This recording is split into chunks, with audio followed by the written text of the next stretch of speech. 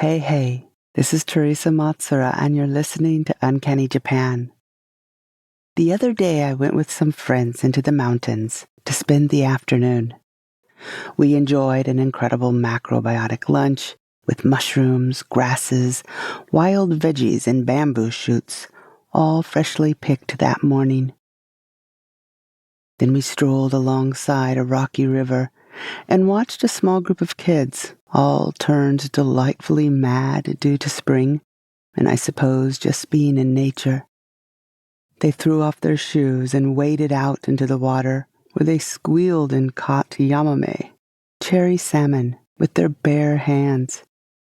Then, with the help of a man who seemed to be orchestrating the fun, they roasted them over a fire, ate them, then, with their clothes still on, all climbed into old-fashioned barrel tubs, literally metal drum cans that had fires burning underneath. There they relaxed after a hard day playing. And yes, part of that magical day is finding its way into the middle grade book I'm writing at the moment. But actually, today's episode isn't about making child soup at all. A little later, we were talking to the guy, a nice long-haired wild man himself, who runs these excursions that allows people, kids and adults, to experience the slower, closer-to-nature life of old Japan.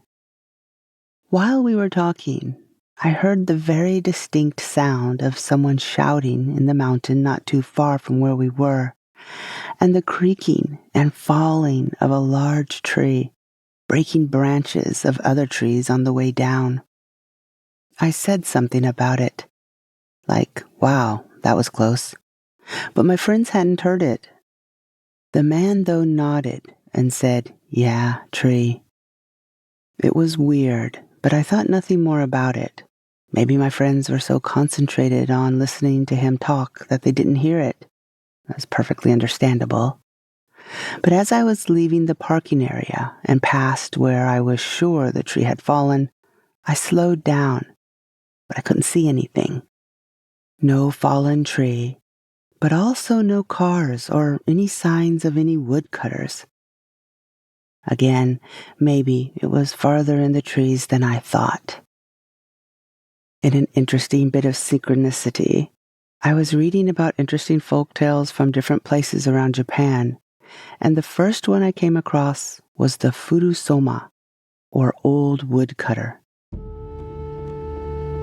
You'll never believe what this ghostly woodcutter does. I'm author Teresa Matsura, and this is Uncanny Japan, the podcast about yokai, folktales, and curious cultural quirks. Today's episode is about the Furusoma, and maybe a little Tengu thrown in.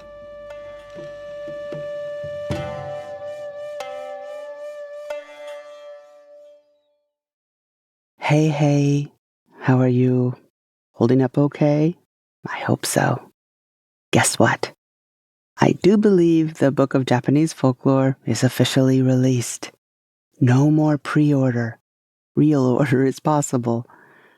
Now I get to make puppy dog eyes and ask if you'd like to please leave a review. I'd be ever so grateful. Thank you. Okay, let me tell you about this curious woodcutter then. What is a Furusoma? His name gives you a good indication.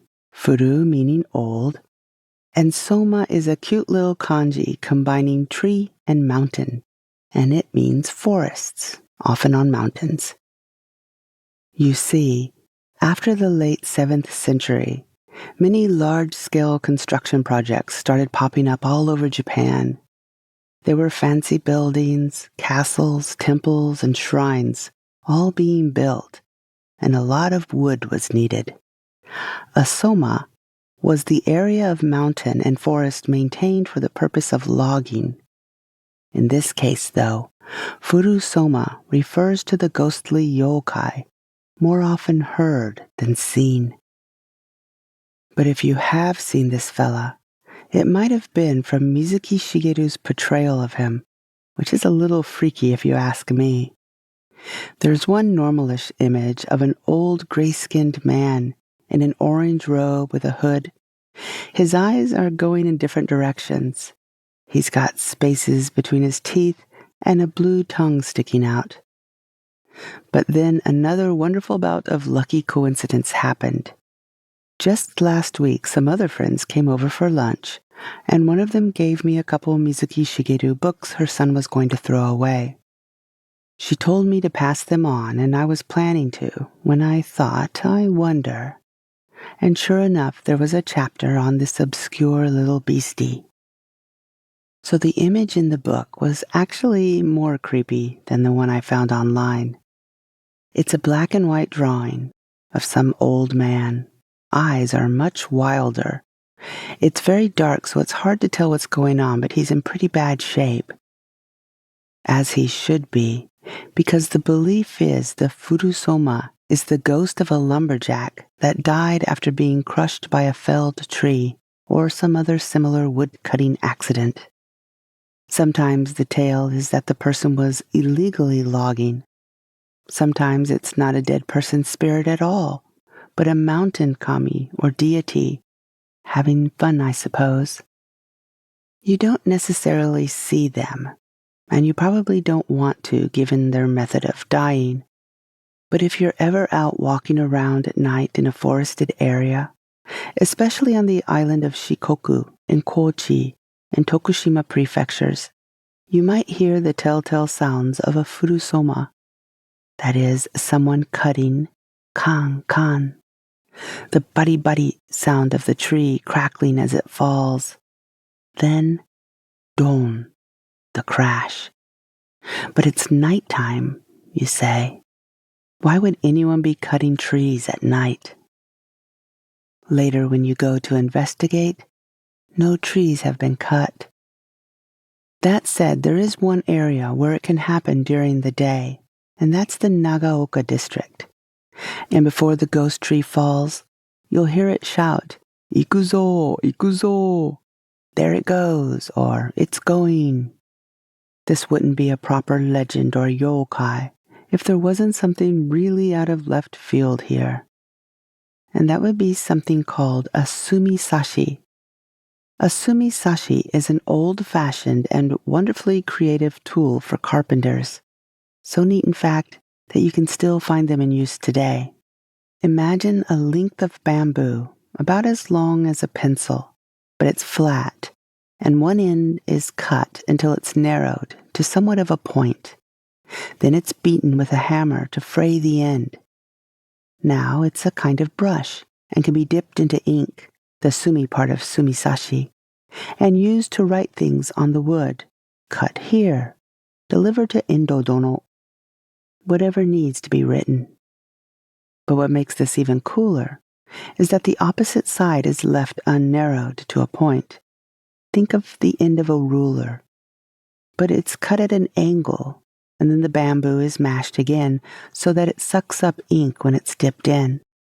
This end is used for making straight lines easily. The sumisashi is a tool every good woodcutter had on hand and cherished. You know how you hear that combs were so beloved to Japanese women, but how they can take on the spirits or souls of their owners and curse others? If you don't know about that, maybe I should do an episode on it. It's pretty interesting. But just believe me, it was a thing. Women and their combs were very connected. Well, this version of the Furusoma story had a woodcutter who died tragically, and his poor sumisashi was left out in the woods, forgotten, sad, angry. Curses ensue, or, well, strange tree-felling sounds ensue. Now all that is about a Furusoma, a thoroughly creepy yokai that might just resemble some poor fellow who's been flattened by a falling tree, but it doesn't seem to cause any real harm. There's also another explanation for the sounds, and that would be the much more well-known Tengu daoshi. Tengu are those majestic, red-faced, long-nosed, or crow-faced mountain yokai that fly around, do martial arts, and evidently make the sounds of trees being cut down, among many other cool tricks. The Tengu episode is number 32 for more on them. Daoshi, or Taosu Taoshi, means to knock down or push down, or, well, topple. But while similar to the Furusoma, these occurrences have been reported all over Japan, any time of night or day. Another culprit might be a mountain deity in Tochigi Prefecture, Sano City. If you are out doing a hard day's work cutting down trees and you decide to take a little nap, you can ask it to wake you up at a certain time, and it will, by making the sound of a tree falling near you. Now, why a mountain deity would want you to keep chopping down trees, I don't know. I have questions about this one. And there's a final possible explanation for hearing a tree fall in a forest, but not finding any such tree fallen. That is, it could be a kitsune or a tanuki. Down in Kyushu on the Kunisaki Peninsula, the fox or raccoon dog, or both, why not both, will slap their tails against trees, thus mimicking the sound of a tree crashing to the ground, just for fun. As for my Furusoma story, okay, maybe it wasn't one. I don't know. I mean, I don't live on Shikoku, and it wasn't nighttime. But it could have been a Tengu just having some fun. Or, more likely, some rascally tanuki or kitsune. I think I need to go back to investigate. Okay, that's all for today. Thank you so much for listening. And if you're able to help and support the show, there's always Patreon.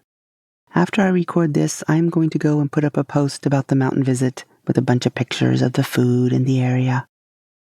And the Book of Japanese Folklore is out for real now, so you can order that if you'd like. I'll talk to you all again in 2 weeks. Stay safe and well. Bye-bye.